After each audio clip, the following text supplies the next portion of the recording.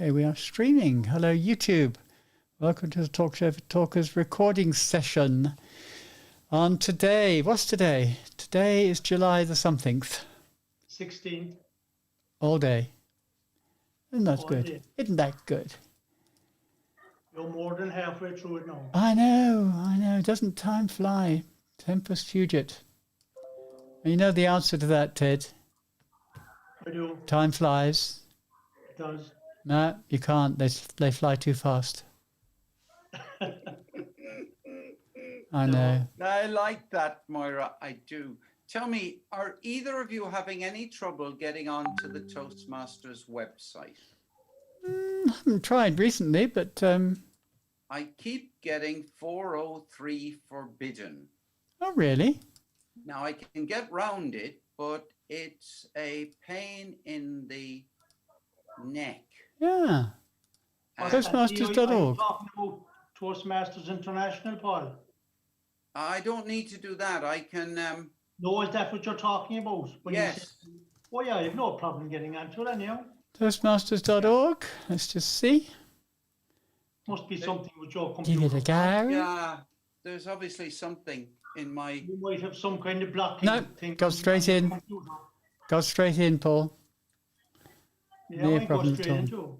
Yeah, no I mean, I have to go back in history to get it. It's anyway, never mind. Yeah, I can fiddle my way around it. But did either of you get an opportunity to listen to Candy Chang? I did, yes. A nice little conversation. It is, yes. It's a nice little one. Yeah. What she does, like, you know, yeah. Thoughtful. Very simple. Very simple. Very simple, but very effective. Yeah. Yeah. Is this today's piece of audio that we're going to hear? How long is it? 6.5 minutes. Yeah, it's short. Great. So we can play it. Yep. And we can have a chat about it if you wish. But I thought she has an effective way of going about things. Yep, indeed. That's a treat in store. Who is she? She Chinese? I guess she's... Well, she was born in America. She lives in New Orleans. But her parents were Chinese American. Yeah. I think she was adopted. Yeah. Quite possibly. Is she is she well known? Well, she'd be well known in America, all right. She's one of these thought leaders. Oh, right. She's well known, all right. You can look her up on YouTube. Well, I will after the show. Yeah. So, you can tell the listeners, where she's speaking from. Yeah, and you can actually get onto her website. It's called Before I Die. www. Before I Die. Yeah. Yeah. Well, this is part of the. This is part of the thing that we have on today. It's a bit more actually, Ted. It's Before I Die, I Want to. ... Actually. Ah, right. Well, there was I thinking. Oh my goodness, the woman's on her deathbed and she's just saying. Oh yeah. Well, I suppose if you look at it from that point of view, we're all on our deathbed from the moment we're born. That's right. Thank you, Ted. You're really starting today's show off on a really... Well, if you want to take that sentence to its logical conclusion, that's the conclusion that you would have to come to. There's some word. None of us are immortal. Is it it's not a misanthrope, is it? No, you're somebody who has got a really good skill at bringing the mood of a place or a conversation down. Yeah. It's a tripper-upper. Yeah. Will we forge ahead, lads? Yeah, I was just looking to see if my download downloaded, and it didn't, damn it. It's a nuisance. Well, I'm ready. Yeah, I'm ready to go. Whenever you guys are ready. Yeah, all ready. When more is started. Yeah, I'm sorted. I shall join you in a drink, Ted. Yeah, just aqua. It's actually quite warm here today. Oh, that's good. It's 30 degrees here. As I said, actually, I should put on the fan. Yeah. Just give me a second here. I'll turn that on. It's 22 degrees here, Ted. What is it? 22. 22? Oh, that's lovely. That's very pleasant. Yeah. That's lovely. I'm delighted to hear that because David is in Tralee today playing golf. Yeah, And he has a nice day for us. yeah, So indeed. David is your son, yes? Yeah, yeah. Himself and his two buddies, they all play off 5. They're playing Tralee. They were playing Tralee this morning, and they're staying in Killarney tonight, and they're playing Killarney tomorrow. Manny's Point, I think. Or is it Killeens? It might be Killeens. Well, I think you have to be good to play Tralee. Or Anyway, Tralee. our listeners are hardly interested in golf, are they? But Tralee is a Well, you never fantastic- know. You never know. We have 3 listeners. Oh, we now have 2 now. We've losing them. obviously, as soon as you started talking about golf, we lost a listener. I'm sure we're sorry about that. Oh dear, and I'm messing up my screen a bit. Right. I've had my coughs. Okie dokie. Are we ready? Oh, I know what I have to do. I have to make Zoom meeting stay on top. Zoom meeting keep on top. That's it. That way I don't keep on flashing things on the screen. Okay, Ted, you ready? Yes, Moira.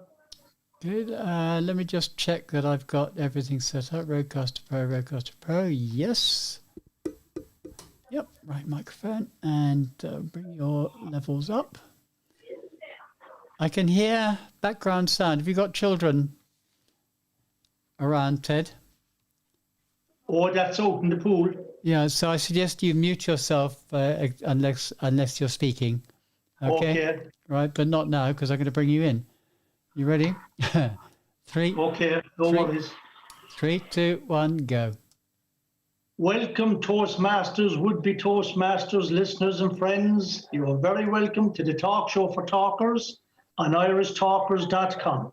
Our email address is info@irishtalkers.com. You can also find us on Facebook as the Talk Show for Talkers, and we always look forward to your comments, any questions, particularly the feedback. We love to get feedback. We regard feedback as evaluation, so please do send in your comments. You can also listen to previous shows on our website, irishtalkers.com, and we also publish the Public Speaking Weekly. This is a roundup of links from the internet, all about Toastmasters, public speaking, confidence building, leadership, etc. Look for the newspaper on our website. My name is Ted, and I'm joined again this week by the mercurial Moira. Good afternoon, Ted. I see that you're enjoying the sunshine in sunny Spain today. Yes, lovely Moira, it's beautiful. Well, it's very nice here in Ireland this afternoon as well. Nice to hear that, that's great. And I do hope that when this stream actually goes out on our podcast, the weather is still looking good. Yeah, that's great to hear that. And we also have the peerless Paul. Well, it's Paul O'Mahony here, listeners, wishing you all a very good listen today. And what part of the world are you in, peerless Paul? I'm in a small seaside village in the west of Ireland called Lahinch. And if I look out into the sea, I can see the east coast of the United States. Yes, fantastic. Yeah, on a good day, they say you can. So obviously you have a good day there today, Paul. It must be beautiful there. Well, it's, Ted, there's no such thing as bad weather, just inappropriate clothing. Yes, that's a nice way of looking at it, actually. And umbrellas, I suppose. Okay. So we have the usual eclectic mix for you, listeners. We will have a thought for the week. We will have a word for the week, or even for the day. We will have a nice, it's not an interview, but it's a YouTube offering from a TED Talk by a lady by the name of Candy Chang, who lives in New Orleans. So that should be nice to look forward to. We are also going to have Paul, and Paul is going to give us the word of the day, but he's also going to give us, what exactly are you offering us, Paul, today? I'm offering a short piece about collaborating in adversity during the pandemic. That sounds good. Well, it's meant to sound good. You have to have a intriguing title when you're going to make a speech, don't you? You do, of course. Excellent, yeah. And Moira, you're going to be giving us... Ted, I'm going to be talking about identifying your weaknesses and overcoming them. Superb. I was just trying to look at it there actually on WhatsApp. I just got it as we came back on stream again. So I'm back with both of you now. Good. Ted, you're going to start us off with your thought for the week? I am. And I think this is nice actually. Happiness is not something you postpone for the future. It's something you design for the present. So Ted, would you mind saying that again? There was a little hiccup in my ear. I didn't quite catch it. Right. What I said, Paul, was, and this is given to us by one of your ex-friends, Jim Rowan. Well, I don't mean he's an ex-friend. I mean, he will always be a friend, but he's gone to his eternal rest. Happiness is not something you postpone for the future. It's something you design for the present. Well, you introduced the topic. Why don't you give us a 1-minute table topic response? Imagine somebody gave you that quotation. Yes, what I like, well, it was Jim Rowan who said that, but what I like about this is that you will often hear people saying, I'm not going to do this, I'm going to wait until next week. And my philosophy is, well, I've got a couple of philosophies. Living a life of gratitude is one of them. And even in these strange times that we live in, I am so grateful for some of the things we've discovered, because if we didn't have this pandemic that we have, there is so much we would never have discovered. So I think you should never put off until tomorrow what you can do today. Well, Ted, and that's why I like what Jim Rowan said about that. Never put off happiness. Always try to be happy. Always have a positive outlook. Well, Ted, I have another saying, which is never put off today what you can put off till tomorrow. That really has me now with my knickers in a twist, Mara, trying to work that out. Let me try and untwist your knickers, Ted. Well done, Paul. Thanks. I'm reminded of the man I met once who said to me, I'm going to be really happy when I retire. He said, in the meantime, I need to be unhappy all the time because I have this job, I have this financial situation, I have this health, but I'm going to be really happy. When I retire, I'm going to do all the things I would like to do. And bless his heart, he popped his clogs a week after he retired from his job. Oh. That happens. And that happens. And that's a salutary lesson, perhaps. And maybe Jim Rowan was referring to that. That is a salutary lesson, and one that we should all take cognizance of. And I think you have two people on this show, if not three, but certainly two, who are not retired. And I have no intention of ever retiring. And I think Moira O'Brien is the other person who will never retire. And what a difference it makes to your whole outlook when you decide that you're never going to retire. Because you should never retire. You should always have something to do. Well, Ted, I call myself a multiple retiree because I keep on retiring from jobs and starting out a new job instead. Yes, but it's like when I didn't actually retire. The job that I was in left me rather than me leave that. But I carried on, and I have no intention ever of retiring. And life has got so much nicer and so much more enjoyable, because what I do now, even though some people regard it as work, I regard it as doing what I love doing, which is my passion, so I never have to work.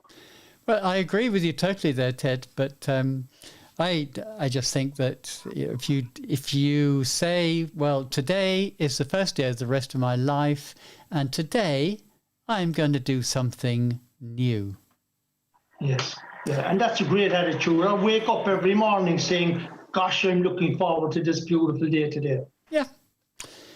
Optimism. The next time, Ted, I get an opportunity to offer you a table topic, of course, I'm now going to ruin it. It will be, Ted, give us the last speech you make before you are retired from this life. Well, unfortunately, that's something that I never give, because once I'm making speeches, I'm certainly not retired. It's all about having a growth, a growth mindset rather than an ordinary mindset. If you have a growth mindset, it's part of the new psychology of success. Have any of you ever heard of a lady by the name of Carol Dweck, Dweck? No. You should look up that book. It's called The Mindset of the New Psychology. And it's all about having a growth mindset. You should always be looking for something to do, always challenge things, because that keeps you alert, and it makes life so much more enjoyable, because any of us is capable of anything. You shouldn't be settling for the ordinary all the time, or you shouldn't be telling yourself, which is a fallback that we might have as human beings, I'm not good enough for this, I'm not clever enough for that, because all of us, any of us, can achieve anything we put our minds to. Well, Ted, I can totally agree with that. One should always be alert, because alerts have more fun.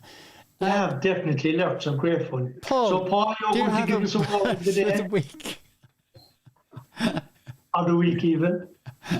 Keeping with the integrity of the show, I'd like to bring us back to a Toastmasters word. Integrity.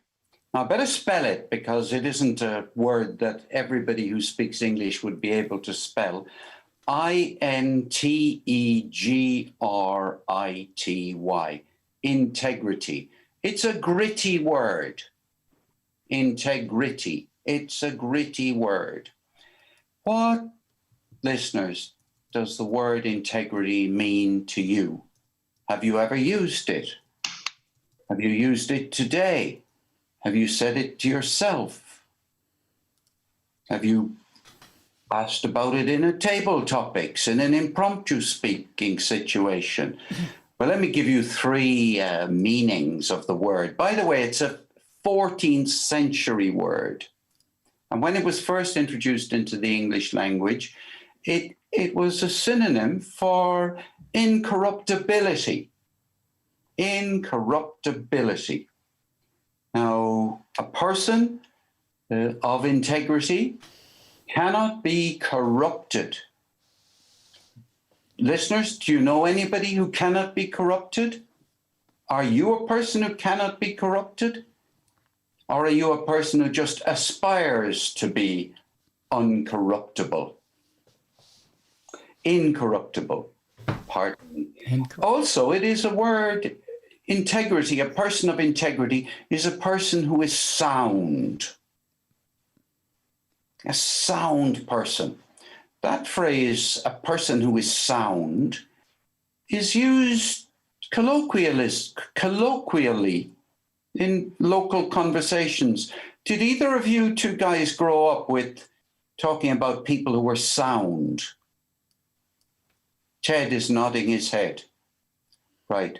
So it's another phrase that you have people who are grand, and that means one thing, but people who are sound means they're solid. You can rely on them. They're not going to let you down. Isn't that right? Yes. And then there's another one, another meaning of integrity, and it's when you're whole, when you're complete. We have a situation of integrity. That is not a common meaning of the word. Now, why am I bringing this up in this year of all years, this year in Toastmasters of all years? And it's because it's dawned on me that it's good to go back to basics. Going back to basics means going back to your fundamental values. So when people speak about the 4 fundamental values of Toastmasters, isn't it quite good if you have a real clarity about what the word means to you and hope that it means the same to other people? For example, it's a person of a certain type of character, decency, honesty, a certain moral rectitude, probity, righteousness, virtue. One of the 4 key values that Toastmasters International says are the values of the organization globally, pan-culturally: integrity. So it's worth having a chat in your club, I think, about what does the word integrity mean to you. Fascinating bit of table topics, wouldn't it? If you had 3 or 4 people and you asked them all, what does integrity mean to you?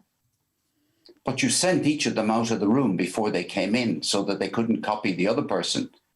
There we are.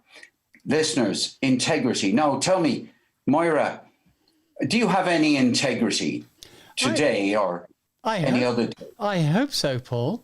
I would be mortified if anyone would think that I lacked integrity. But just to prove that I do have some integrity, I'm going to bring this section to a close, and we'll welcome you back tomorrow with a video. Well, it's not a video, of course, because this is a podcast. It's the audio from a TED Talk. And I think you'll find it quite intriguing. Join us again tomorrow. There we are, a virtuous woman demonstrating integrity. Bye for now. Yes, well, there we are. We were only 3 minutes over, but, you know, who's counting? Superb segue, Moira. I have to compliment you. I do my best, Paul. Got that in lovely. You got Ted off the hook. I was muted there, Paul, when you were saying so I had to give a bit of body language. Yeah. I was about to ask you, Ted, have you demonstrated integrity recently? Oh, I demonstrated all the time, Paul. On the golf course, I mean. Oh, no, I'm everywhere. I always pay my debts and things like that. No, I'm talking about golf, Ted. Oh, yeah. When's the last time you didn't count a shot? I came out here last week. Golf is a game for people of integrity. I played in Cove, Paul, actually, on the Wednesday before I left. Last Wednesday week, I was in Cove. It was a 3-man team, but I had a good back line, but a bad front line. Ted, some people might think that Cove was a short word for COVID, and they might think you were saying you played in COVID last week. So I think you better interesting clarify. Point. That's an interesting point. Cove. Yeah. The way I pronounce that word Cove, you could spell it Cobb-H. Oh God! It really hurts, doesn't it? It used to be called, what was it, Queen's Island or something? Yeah, Queen's Island. I think. Yeah. Queenstown. Queenstown, beg your pardon. Yeah. Yeah, but it's the reason people know about Cove is that a rowing boat left Cove a long time ago, and it hit an ice cube and it sank. That's true. An ice cube. You're minimalising things. I like it. An ice cube. I must remember that. Rowing boat. Yeah. A rowing boat. What I'd like to know is who was in charge of the ice cube. Yes. Yeah. Just hold on a second, folks. I'm trying to find my download and I can't find it because I've disconnected myself. While we're just messing around, Ted, Gulliver's Travels, or at least you've heard of the book, yeah? Yes. Most people haven't ever read it, and I haven't read all of it. I read a bit of it once. But there's a bit of it in which there are little people, tiny little people. From Lilliputians. Yes, there's the Lilliputians, and then there's the other crowd. And I forget who were the tiny little people because the other crowd were very big. The Lilliputians were the little ones. Okay, the little ones. So you could say that if a Lilliputian went out in a ocean liner, the biggest one that had ever been launched in Lilliputian history, and it hit an ice cube, there could be devastating consequences. Catastrophic results. Yeah. You're so right.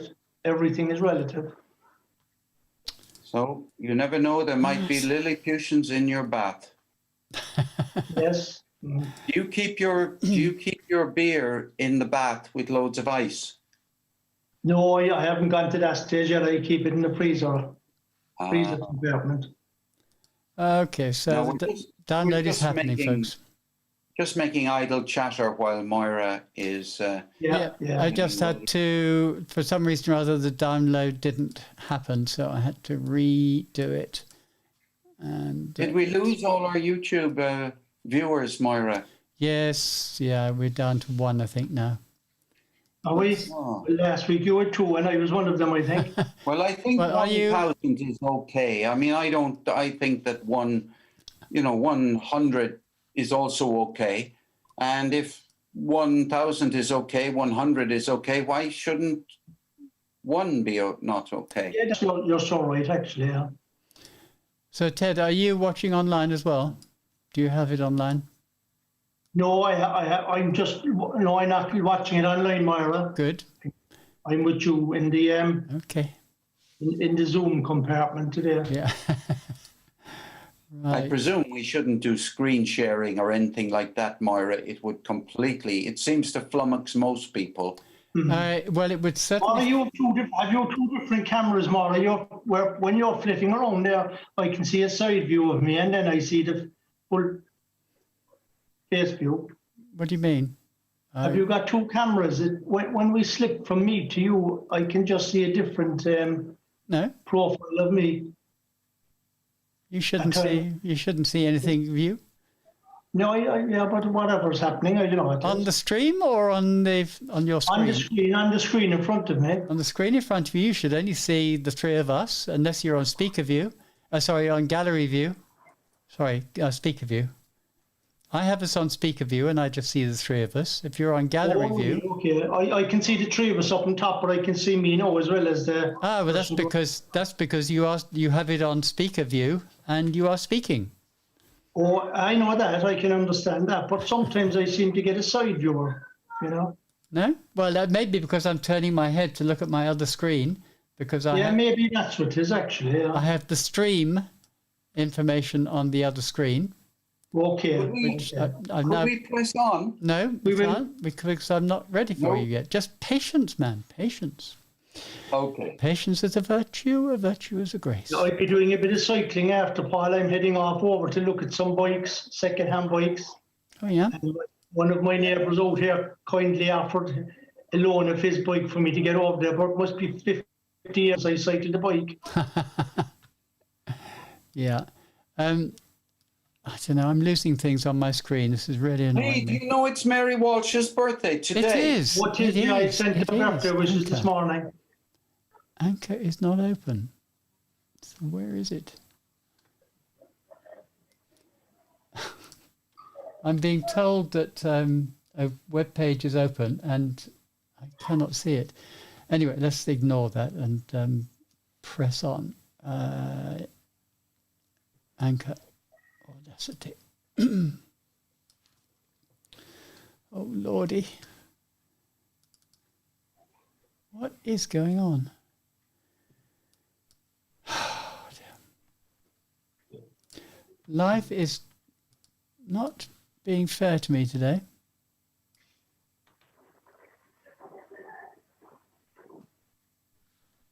Why is that doing that? Something has gone full screen and I don't want it full screen. Lord. Those children are enjoying themselves, Ted. What they are, I'll mute myself, Mara. Are you okay at the moment? Oh, this There's is not so many of them annoying. in the pool where it's confined to well, there's a number. There's 20 people. That's the maximum allowed in Really? at a time from a social distancing point of view. But I've never seen more than 4 or 5 in there at the one time. No? It's very quiet here. Audacity is not behaving itself today. It's either Audacity or it's my computer not behaving itself. But we have ways and means. Copy. Okay. Right, Ted, you ready to give your introduction? I am Moira, yes. Keep it brief, no waffling, please. 3, Okay. 2, 1, go. Welcome to segment 2 of this week's offering of the Talk Show for Talkers. And at the top of the show, I did tell you that you were going to have an offering from Candy Chang. And Candy Chang is a lady who lives in New Orleans, and she has done some very interesting social experiments. So for you to learn exactly what Candy Chang does, you can catch this also on YouTube, but we are giving you the audio version today. So this is what Candy Chang has to offer. Okay.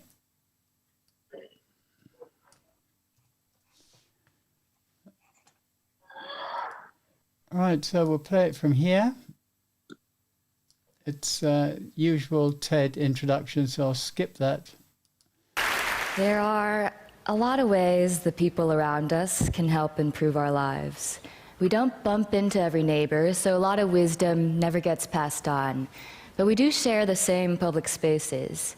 So over the past few years, I've tried ways to share more with my neighbors in public space, using simple tools like stickers, stencils, and chalk. And these projects came from questions I had like, how much are my neighbors paying for their apartments? How can we lend and borrow more things without knocking on each other's doors at a bad time? How can we share more of our memories of our abandoned buildings and gain a better understanding of our landscape? And how can we share more of our hopes for our vacant storefronts so our communities can reflect our needs and dreams today? Now, I live in New Orleans, and I am in love with New Orleans. My soul is always soothed by the giant live oak trees, shading lovers, drunks, and dreamers for hundreds of years. And I trust a city that always makes way for music. I feel like every time someone sneezes, New Orleans has a parade.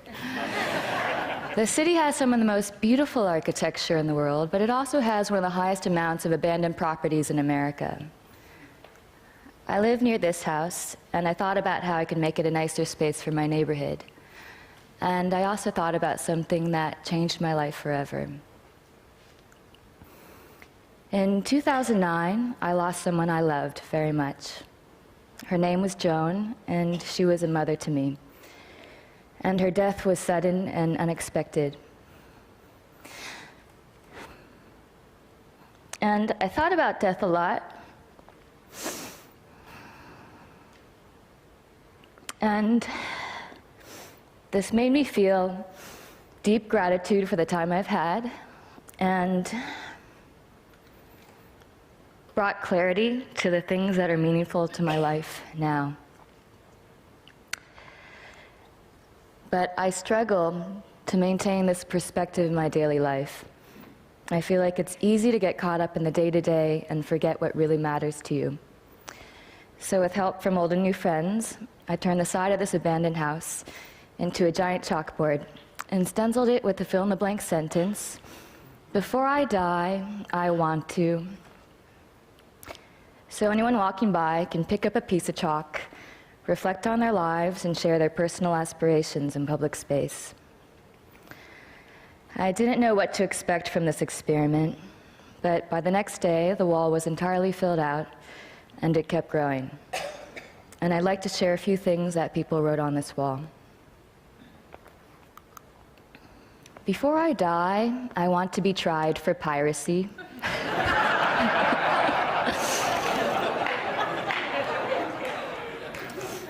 "Before I die, I want to straddle the international date line."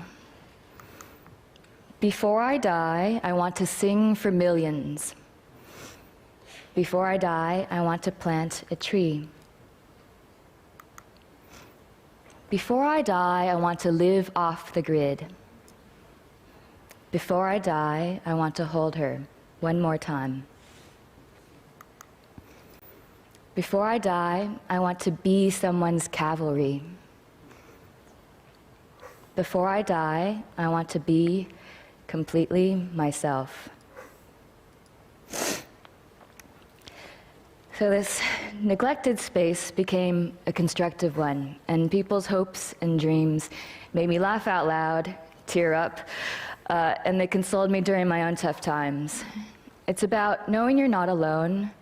It's about understanding our neighbors in new and enlightening ways.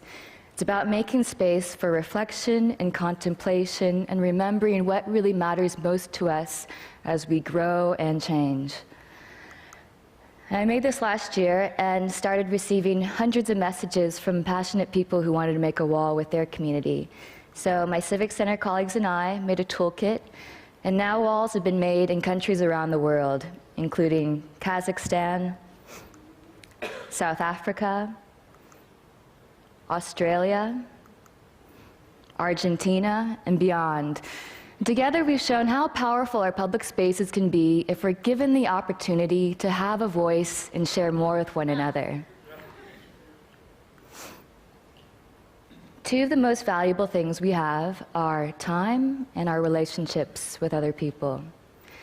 In our age of increasing distractions, it's more important than ever to find ways to maintain perspective and remember that life is brief and tender. Death is something that we're often discouraged to talk about or even think about, but I've realized that preparing for death is one of the most empowering things you can do. Thinking about death clarifies your life. Our shared spaces can better reflect what matters to us as individuals and as a community. And with more ways to share our hopes, fears, and stories, the people around us can not only help us make better places, they can help us lead better lives. Thank you.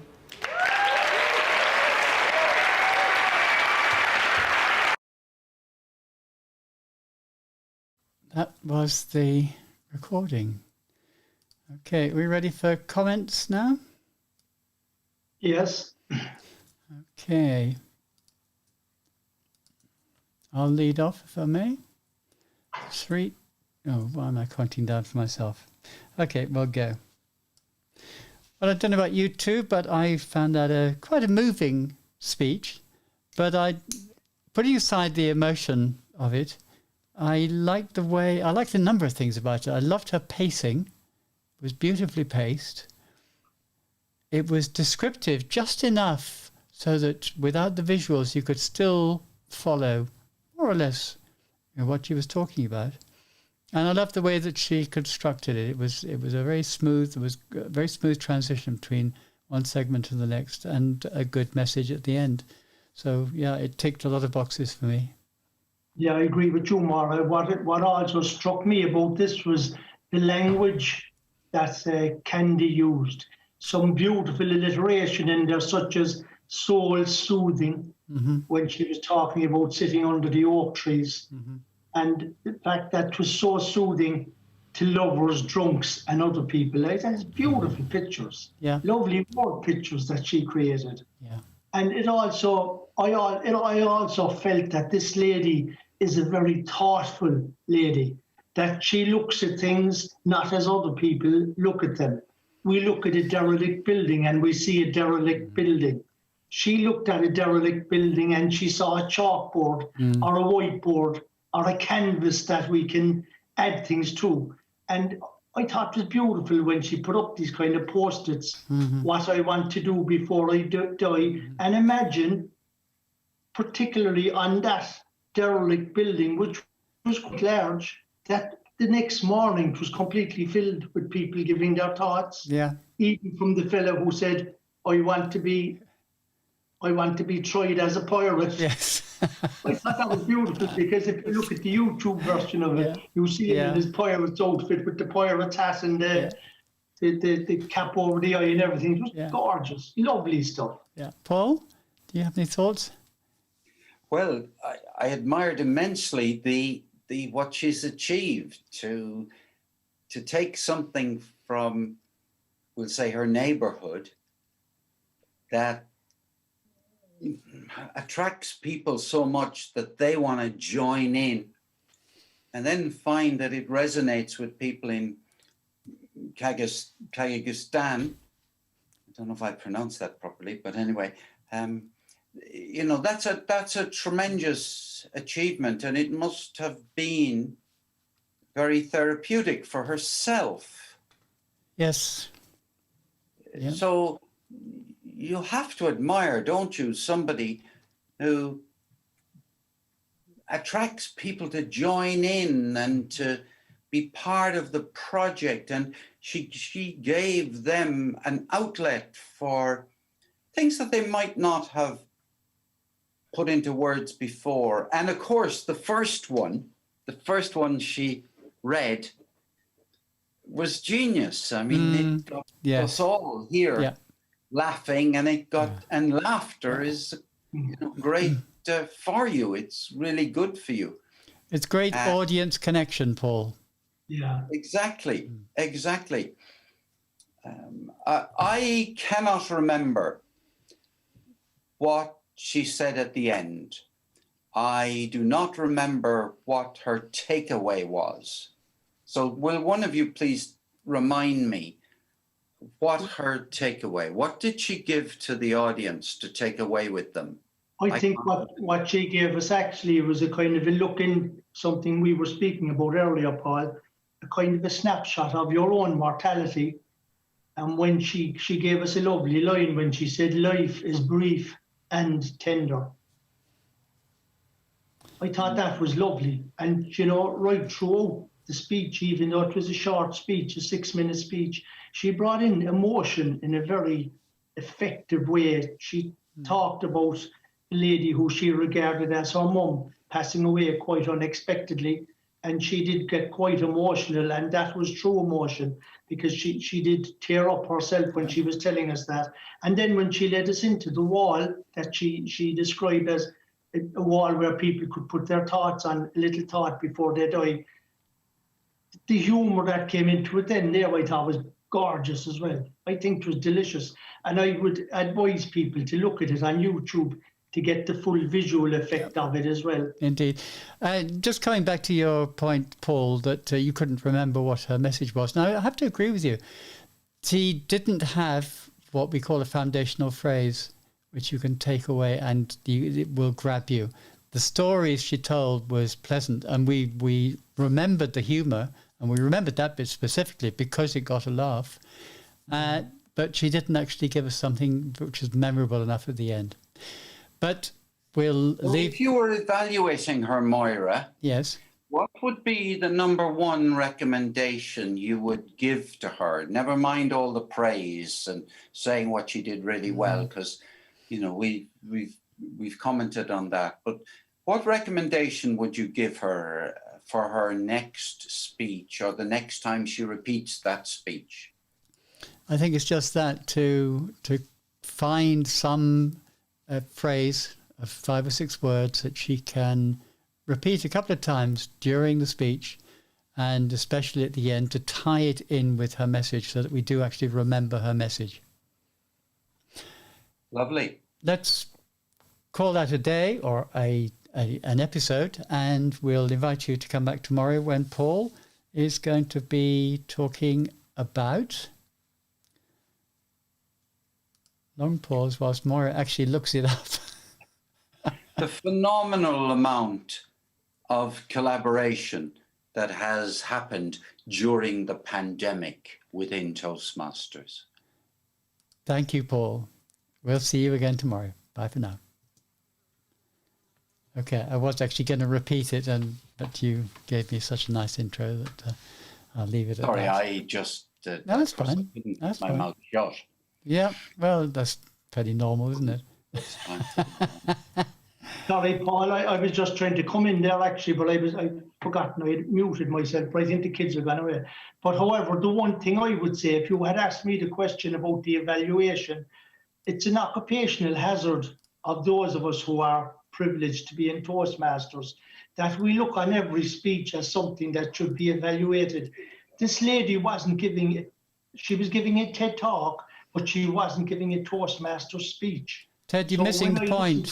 You're missing the point there, Ted. The point is that as this podcast is about Toastmasters and about speech making, we are, if you like it, not obliged, but it is makes good sense for us to comment as evaluators. Yes, I know, and I take that point. But the point I want to make is that when I listen to that, and when I listen to other speeches by people who are not necessarily Toastmasters, I don't want to listen with the ears of an evaluator. I want to listen with the ears of a person who wants to be educated, not just from a Toastmaster's point of view, but from a personal point of view. So I listen not just with my ears, but I also try to listen with my soul and with my heart. And I don't like to let those other things get in the way of listening to something like that. Yeah, I hear you, Ted, but it's not the purpose of the podcast. There's one actual way we can deal with this in future on the show.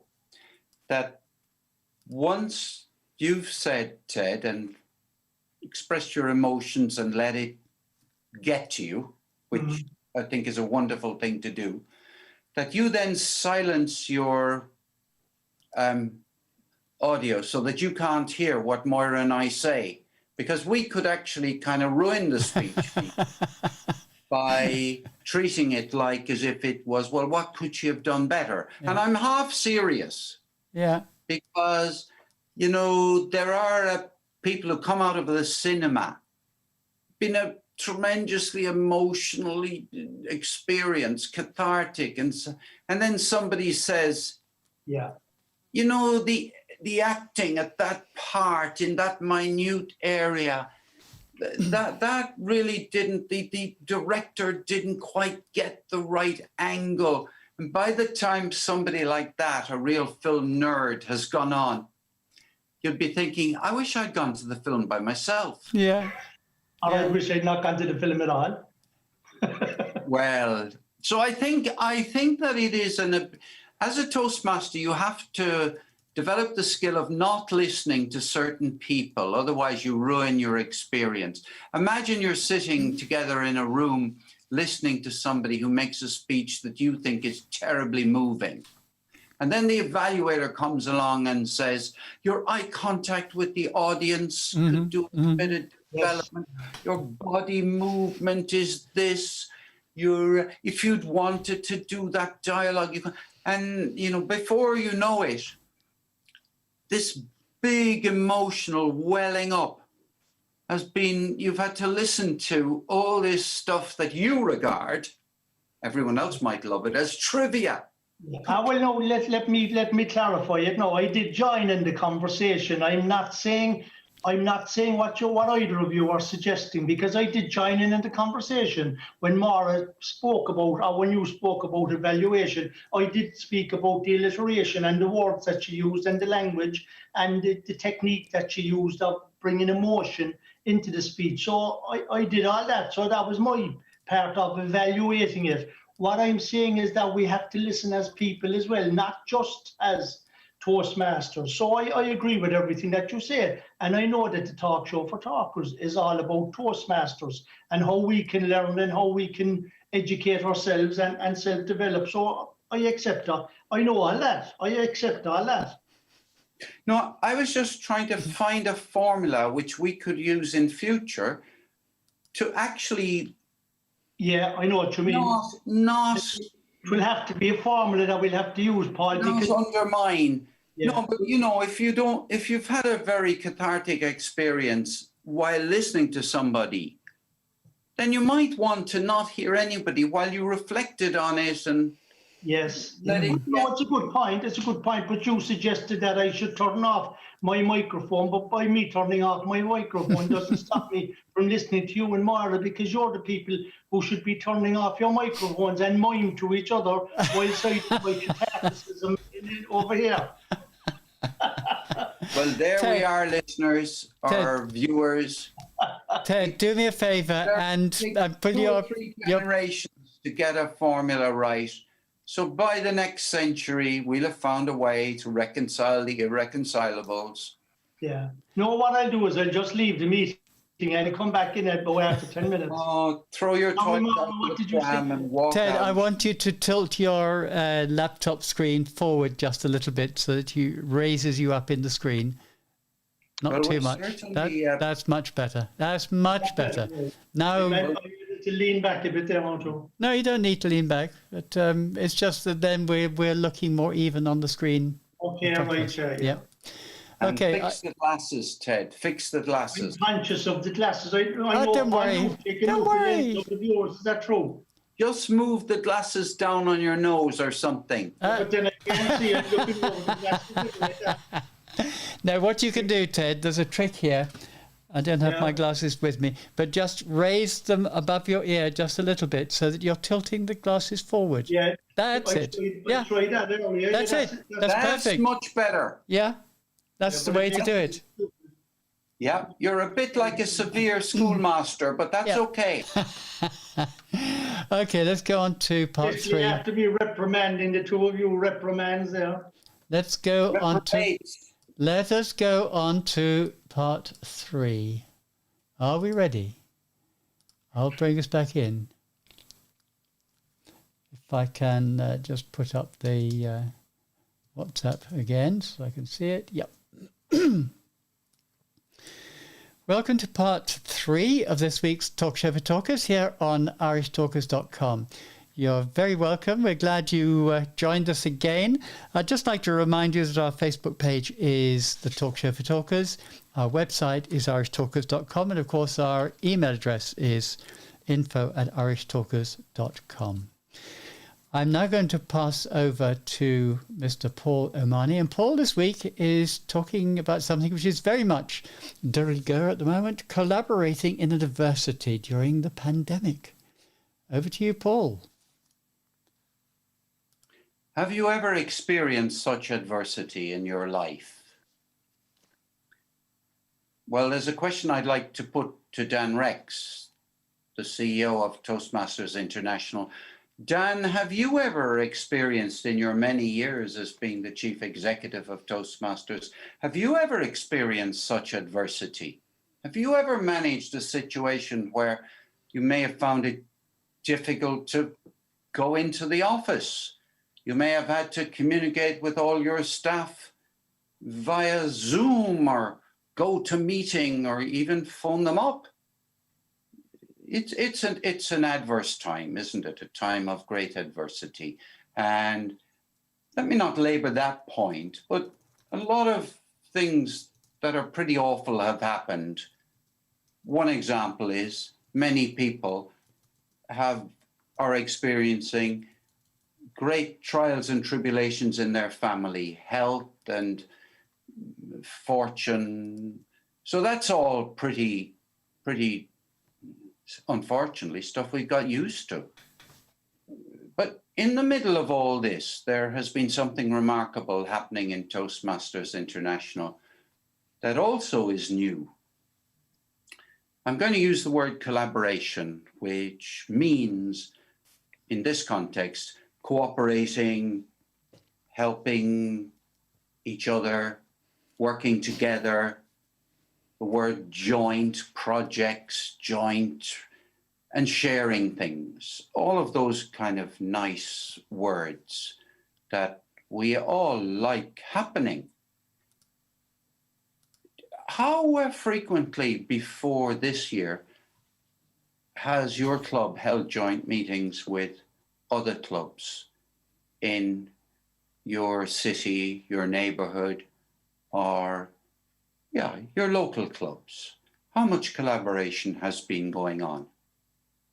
How many times has the club committee of one club met with the club committee of the other club in order to discuss how they might together lead towards excellence or improvement?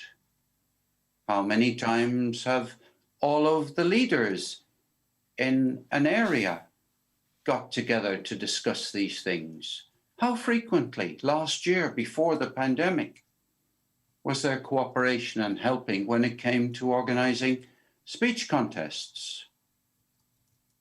Have area directors been collaborating in previous years? Or have they had their own fiefdom and done their very best to achieved success within their own resources, within their own area? How much have division directors collaborated between themselves? We have in our district 12 division directors.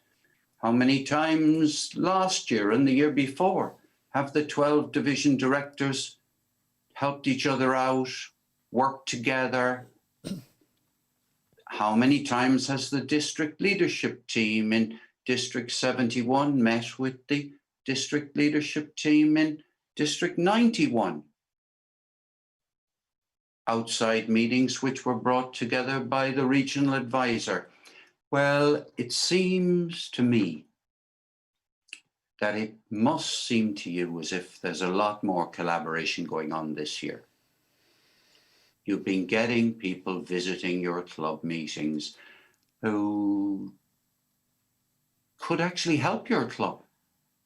I've heard people online offer to give people opportunities to speak at their club. I've had people talking about we'll be jointly running training. In District 71, there's a lot of division directors who are responsible for the training of club officers in their district, collaborating. Last night, there was a meeting. Tonight, I'm playing a small bit role in club officer training, and I'm in Division A, and they're in, I'm not sure, it could be, let's just call them Division H and Division G. But there's that, did that happen last year? No, it didn't. No. Did it happen that people got judges from outside their own division to judge at contests? So what is going on? What's happening in the middle of a crisis when everybody might be feeling selfish about survival? All trying to make sure they get that last place on the lifeboat. No, people are joining hands together across oceans, continents, across parts of the same city in order to cooperate. Is this going to continue? When clubs go back to meeting face to face with their members, are they going to have as many visitors from other clubs? What's going to happen? Are we at a point where it could go either way? Collaboration could become the way of the future based upon the experience that we've had over a few months now?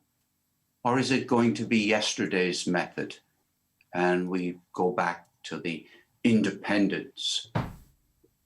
What is going to happen? Well, Paul O'Mahony here in Cork doesn't know, but maybe you know. Maybe you're able to predict. You've been in Toastmasters longer than me, Ted. Have you ever seen such an amount of collaboration all over the place? Or am I just, have I misjudged the situation? What do you think? You've judged it perfectly, because the opportunity was given to us. Well, we didn't realize it was an opportunity until somebody said, let's collaborate, which is what you're talking about. I think it's been a fantastic opportunity for all of us to come together. And I think it's a fantastic opportunity for Toastmasters International as a communications organization to forward a peaceful world and a more collaborative world. And I think, in fairness to Toastmasters all over the world, we've grasped it with both hands. I got an email this morning from Antonia Harrison, who's a division director in District 91. And she sent me all the dates of the club officer training that's scheduled in District 91. Why? Because we met at a party, really, and after Toastmasters event party in Nick Lacani's house, and we chatted, and lots of other people were there. And I realized that she was really well placed in her district. So we thought it would be a good idea to share dates for club officer training. So now I was the 12 division directors.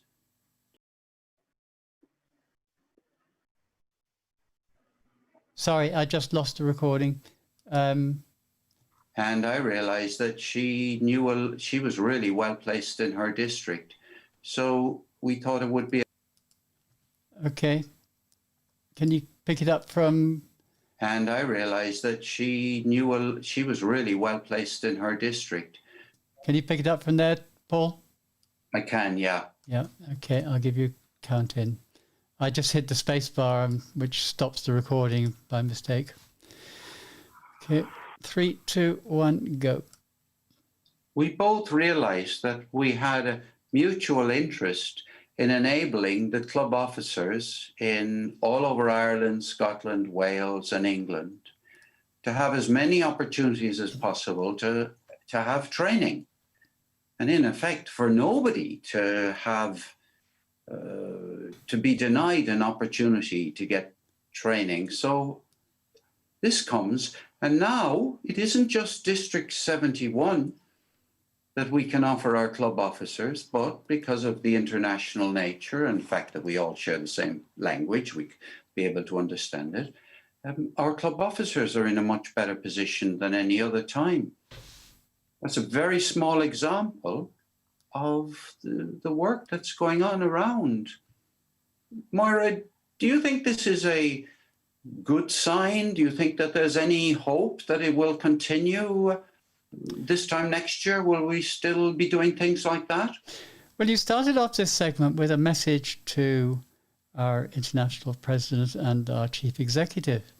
Well, not a message, but a question to them. Well, I'm actually going to pose a message to them and say that Toastmasters International, please not only encourage clubs to contribute, clubs, areas, divisions, districts, everybody, members, to collaborate internationally, but actually encourage it.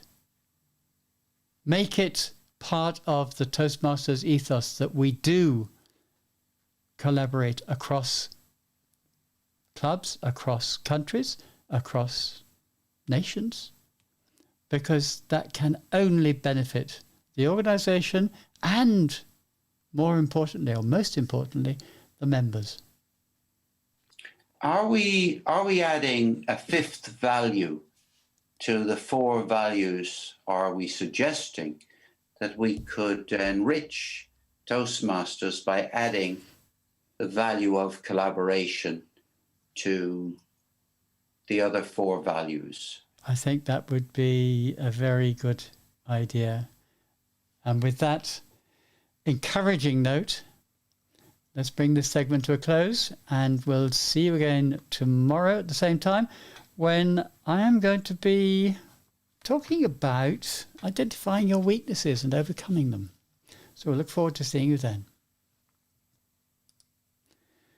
Okay, well done, Paul. Yeah, lovely topic, Paul.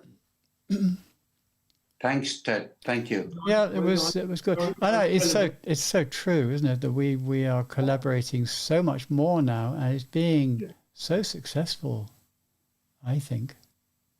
I mean, we're meeting people from all over the world, as you said, not just from District 91 and 71, but we're meeting people from India, Sri Lanka, South Africa, Canada, Australia. Superb. Yes, indeed. The thing we'll all be faced with, though, in the near future is the fact that not everyone has been active, and that there will be, to be down to the very basics, renewals will be quite a challenge. This is very true, and it applies very much with one of my clubs, which has not met now since the beginning of March. Then what an opportunity that club missed, Moira. As a matter of interest, Paul, are there any statistics out there to tell us how many clubs didn't partake, or how many clubs within districts didn't take up the opportunity to go online? There's a there's a big list of all the clubs that have, I think, kind of informed in some way or other Toastmasters International that they're meeting online. Right. Yeah. There's no list of all the clubs that aren't, and I don't think anyone can tell us, even in District 71, what percentage of the members have attended at the very least 3 club meetings since since we went online. Well, there's no way of anyone actually accessing the information because it's only the clubs who will keep online attendance data, and that's not passed to anybody else. So. In theory, a good sergeant at arms will have kept a comprehensive list of everyone who's attended club meetings. Of course. And so by implication, a list of all those who weren't there. Yeah, you're so right. And that would be a way of finding out the people then who didn't decide to take up the opportunity. Yeah, I thought you were talking about in our district rather than at the club level. At club level, obviously. I just mean, yeah, imagine if somebody had thought of asking of, let's say, area directors, collect all the statistics for your club. I went to a club meeting last night, the one in Doogie's club over in Cambridge. Yes. It was a terrific meeting. I think there were about 16 people there. But unless I'm mistaken, no more than about 6 of them were from his club. Yeah, I hear. No, I might have misjudged it, but there were several visitors, and there were also some people from a neighbouring club so there were people from around the world. Yeah. Well, I think there's 2 things about that, Paul. Traditionally, Toastmasters on this side of the world anyway closed down at this particular time of the year. So that could be an explanation for that too. I mean, we are one of the few clubs who has decided that because of having Zoom, that we're going to go right through the summer without taking any break. But we're the exception rather than the rule there. So lots of clubs have more or less closed down for the summer, and that's why you won't have club meetings filled with your own members, because some people are on holidays. And even if they're not on holidays, traditionally, as I said, on this side of the world, we used to close down at the end of June and we didn't reappear until September. And is that also the case in the UK? Was it the same? It is the same in the I think so. Yeah. Might be different down around Australia, and because their summertime is different. Yeah. Anyway, should we press on? Yes, of course. And before we do, I just want to say a shout out to Elizabeth Jordan, who is watching us on YouTube. Oh, that's good. I must get on to Elizabeth and invite her along, hopefully for next week. Okay. Well, it's very encouraging, I think. That she's brilliant. she's, we've never had, of course, we've never been on YouTube, but still, we're getting better support this time than ever before, are we not? We are indeed. Yeah. Okay, Paul, you going to bring us back in for this time? Oh yes, just remind me. What's the title of your piece? The official title is let me look it up. Okay, don't worry. I can say Moira's going to talk about blah, blah, blah. That's it, yeah. Let me tell you the official title. It is Overcome Your Weaknesses. Oh, right. Okay. Does it sound good to you? 3, 2, 1, go.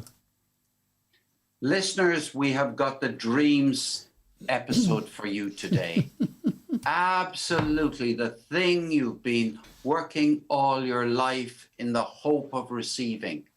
I mean, if I offer you a segment, a piece of the show, which is entitled Overcoming Your Weaknesses, aren't you going to sit up?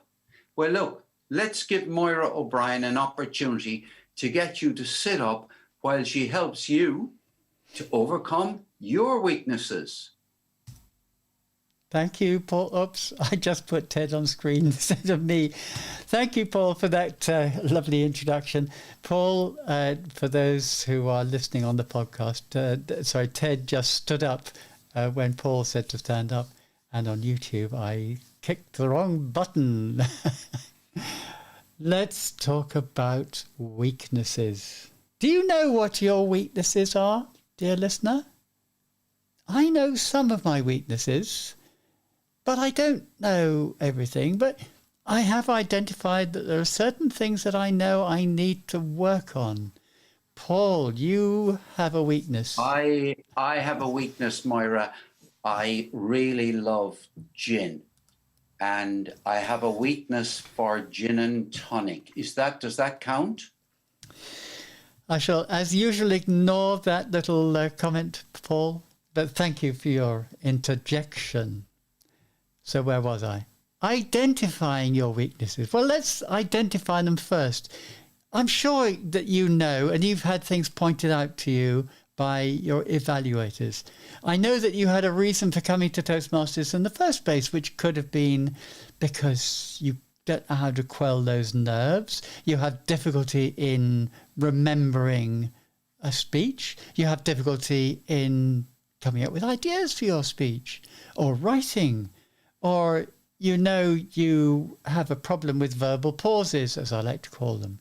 The ums and ers and you knows and likes and so's and all the other things. And that horrible thing, the double clutch, which I am far too frequently guilty of, where we're trying to let our brain catch. You know what I mean. Or we may have a stammer or a vocal affliction. Doesn't matter what this weakness is. Identify your weakness and then address it. What's the best way of addressing it? The best way, if it's an audible weakness, then just record yourself every time you do a speech, every time you practice, record yourself and listen back to the recording. And criticize yourself, because you know you are your best critic. You're certainly your fiercest critic, and you're probably your most honest critic. If your weakness is a visual one, then record yourself on video. It makes sense. Actually, it makes sense to record yourself on video, whatever, because by recording ourselves on video, we can see our facial expression. We can see our body language. We can hear everything. And in so doing, we get the full rounded picture. So how are we going to address things on the stage, on the podium, when you're standing up and giving your speech? Well, the first thing to think of is everybody out there in your audience is rooting for you. Nobody wants to see you fail. In fact, the audience would be embarrassed, not embarrassed in front of you, but embarrassed for you if you have a problem. So, remember that the audience is on your side. Now, this may be only in Toastmasters. I don't know what it's like out in the big bad world, but I would think it's probably the same. Nobody wants to actually see somebody fail, unless, of course, you're a sadist. And I don't think that many of our colleagues are such. So, you're in a space where people want you to succeed and want to help you succeed if they can. So think about your preparation. This all comes down to preparation, but the best way of actually overcoming a weakness is to go through that weakness and work yourself through it again and again and again. And as you make your speeches, you may find that you keep on coming up with the same thing. For example, let me tell you what I do. I have a stupid little weakness that apparently I play with my belt when I'm talking. When I don't have anything particular to do with my hands, I fiddle with my belt or my waist or whatever. And I know that I do this. But to stop myself doing it, I've got to be aware of it. So when I'm preparing a speech, I've written my speech, I've got it more or less how I'm going to give it. I set the camera up, my phone, and I record myself giving that speech. And I try to do it in a way that I know I'm going to do it in the auditorium itself. And I then play it back and I look for those things. Now, I don't look just for that one thing. I look for other things as well. But because I'm aware of that one particular quirk, I'm looking very much for that. And I think, okay, if I see myself doing it, what was I thinking when I said that particular line? What could I be doing with my hands that would either mask what I'm doing or change that particular habit, if that's the right word? So when I come up to do my speech, hopefully I'm going to have that in my mind, and as I'm going through my speech, if I come to any of those spots where I've caught myself out in the past, I can think, well, okay, now I can make the opportunity to make a broad hand gesture or do something that's going to distract me from that particular action. Now, that's very much the way I'm looking at my identified little weakness. But of course, you might be different. Well, you will be different. You'll have your own things.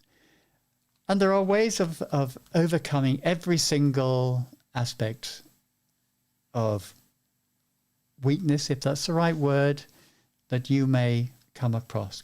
For example, nerves. It's actually quite easy. I say this and people shake their heads, but it is actually quite easy to overcome nerves. It needs thought and it needs going through certain little exercises before you're asked to stand up. Now, I'll tell you one thing, folks. It's a good thing to have a little bit of nerves. You should never be in a state where there are no nerves, because you know what's going to happen then. You're going to be overconfident and you're probably going to trip yourself up. Having a little bit of nerves before a speech is good because it concentrates your mind and it keeps you on your toes. Now, we've talked about this in the past, so I won't go into too much detail, but you can do deep breathing exercises. 4 or 5 deep breaths before you go on stage really does help to calm you down and settle the nerves. And the second thing that I always say is remember that everybody wants you to succeed. Nobody wants you to fail. Maybe your problem is that you have difficulty in remembering your speech. I know this is a common thing. It happens to me too. Well, I always have a prompt. In fact, I use a prompt on my phone, on my iPad, a prompter, which will scroll through my speech. And if I get stuck, I can glance at that. And I know I've timed it, so I know it's going to be more or less in the right place. I can glance at that and get my thoughts back again. Alternatively, you have a prompt card with your main points listed, or you can have your script on the lectern, so you can casually move to the lectern and glance at it to find out where you are and get your thoughts back in order. So there are all these little tricks that you can gain and will help you to overcome that little thing that is causing you to hold back on becoming the great speaker that is within you.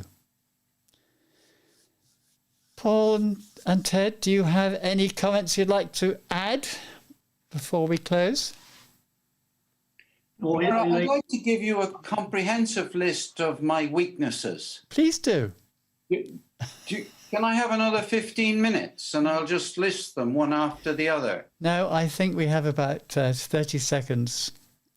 All right. Well, one is my appearance. During this COVID trouble, I haven't had my hair cut, so I look a bit like an old hippie. So when I come out onto the screen, a lot of people don't take me seriously. Now, what should I do about that, Moira? Well, I think the first thing to do is to get that barber out as quick as you can. Sorry about that. Somebody. Okay, so that's a terrifically good idea, Moira. I haven't heard that idea before, but that's a really good one. Ted, Yes. thank you. What I would like to suggest to you on that particular question is maybe not to have a shower just before you come on the show, because when you go and have your shower, when you come on the show, your hair stands up because it hasn't properly dried. So I think to be that's a real after the show. So I have wet hair, long wet hair. Thank you, Ted. That's another good one. That's a really good one. Now, ladies and gentlemen, can I carry on for the next hour, or do you want to ask Ted if he has any? Ladies and gentlemen, my colleagues have given me a lot of work to do in editing because I shall have to remove a lot of this rubbish from the show. But Ted, do you have anything to share? No, except that I particularly like some of the tips you gave about the deep breathing before you go on, and the fact that you spoke about nerves. I kind of refer to those nerves as adrenaline. Mm-hmm. Don't like to call them nerves. It's adrenaline, and that keeps you at the top of your performance. Yes, so to a degree, yeah. What you said there, good advice. Yeah. And with that, we'll bring this show and this week's podcast to a close and invite you to join us again next week at the same time, 4 p.m. UK and Irish time, when we'll have another 4 segments, which should keep you on your toes. Yeah. We'll see you then. Bye for now. See you next week. Bye-bye. Bye.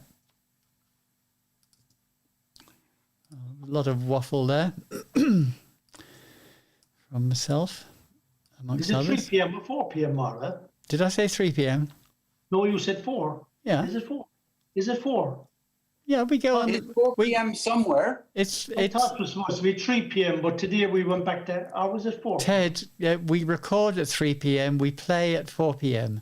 Oh, right, sorry. I got mixed up because when you were recording today at 3:30, that was 4:30 for me. Unpopulated. Oh, Ted, dear. Have we any more information about whether we're getting a greater proportion of our listeners from this side of the Atlantic than before? Have we any data? Yes, we have. It is slowly, very, very slowly changing. But let me give you the current picture. If I can find where on earth this web page has disappeared to. It's gone completely. This I shall have to open a new one. Oh, I know what I'll do. I'll close that down and reopen it. Quit. I think we need the podcast to be put on the District 71 website. I think that would be an excellent idea. That happens in some districts, you know. Yeah. I forget the name. I think it's, well, I won't even guess. But certainly I'm aware of 2 American districts that have their podcast on their district website. But is it their podcast, Paul, or is it the official Toastmasters podcast with them? Oh, no. It's their one. But, you know, a number of clubs, even there are clubs in certainly in District 71, some clubs have the link to the Toastmasters International official podcast, which I don't listen to enough. No, likewise. Okay, so let's look at our stats. We're getting about 1,000 listens a week. That's good. Which is good. Well, sorry, 1,000 listens a week. Beg pardon. Yeah. We're up to 46,000 total plays. since we went on podcast. I'm just waiting for this to refresh. My internet's gone very slow. Yeah, the United States listenership is now down to 43%. It was over 50% this time last year. Ireland, Is it down or is the European listenership gone up? the UK and Ireland listenership is now up to 25%. Oh, that's good. But does And that what mean was it- we're getting was it more listeners? before? One at a time, please. Sorry. Do you remember what it was a Yeah, year it was- ago, Moira? It Or was, I would say, between the two of them, I don't actually have the stats written down for them, but I'm guessing it was around about 15, certainly less than 20%. We have regular listeners in India, Canada and Australia and Brazil and Spain, and then lots of other countries dip in and out now and then. But we'd like to get 43% of our listeners in this side of the Atlantic, we'll say, and 25% in the USA, Of course. without losing any listeners. Of course. Yeah. Yeah. Good thinking. Interestingly, the highest number of listeners come from Spotify, and that has gone up from less than 50% and it's now 59%. So it's steadily increasing our Spotify performance. Yeah, Spotify is so easy to get to listen on, and Yeah. lots of people have Spotify accounts. Excellent. Yeah. Yeah. And our listenership is peaks at 28 to 34 age group, followed by the 23 to 27 age group, followed by the 18 to 20, brilliant. followed by the 18 to 22. We're not getting the over 35s so much. So, What about the over 65s? oh well, there's one or two of those. I think I would say about 5%, Ted. That's great to see that we have an appeal to the younger audience, isn't it? Well, Ted, they all think you're a teenager. They don't know what age you are. Right, Hey, you've I can tell you the exact stats. We have 0 to 17, 4%, which is very interesting. 18 to 22, 19%. 23 to 27, 23%. 28 to 34, 26%. 35 to 44, 17%. 44 to 59, 10%. And us old fogies, 2%. Well, this is very good. I feel very encouraged by this. That's fantastic, yeah. It's interesting that the younger people are more clued into what podcasting is all about. Yeah, That's, How to yeah. access it and all that. it is. that's it. Of course, that's the thing. And interestingly, 25% of our listenership is female and 75 male. That's interesting too. So that's, yeah. Perhaps if we replaced either Ted or myself, or presumably me, and we got a woman, we might increase our female listenership. It's quite possible. It is Oh. perfectly possible. So I think that's us for this week. So we'll say goodbye to YouTube and thanks for watching us. And we hope that you gained something out of it, but do go and listen to the podcast on your favorite podcast platform. And you can always get us on irishtalkers.com. So we'll If I don't see stop you the during stream the now. week, lads, I'll certainly see you next Thursday, and I'll do what you said. I'm after announcing it on YouTube. Then I must get on to Elizabeth. Good. Yep.